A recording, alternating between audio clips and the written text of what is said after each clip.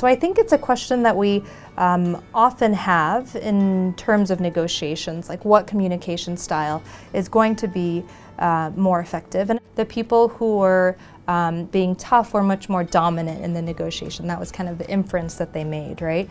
And so I think it could be the case that specifically in this kind of online sale case, when you're giving a lot of compliments and gratitude and you're using this kind of the hedges and conditional language, people may infer that you are more interested in whatever the negotiated item is, and that you have ability to kind of move up in price.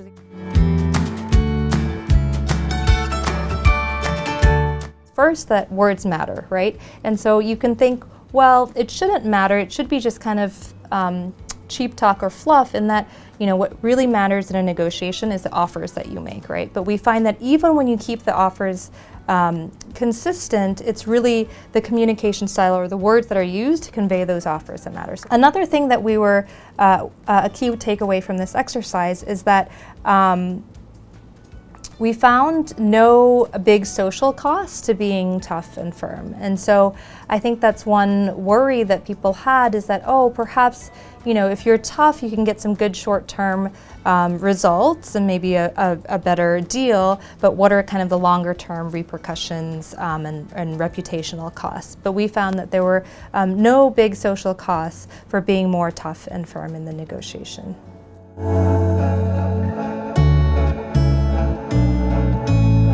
The finding to actually be empowering, in the sense that perhaps your natural default style is to be warm and friendly in how you converse with people, and so it's very stressful for you to negotiate and take on this other persona, right? Especially if it's face-to-face.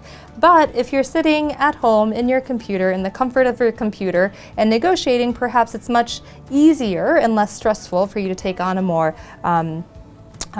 tough approach.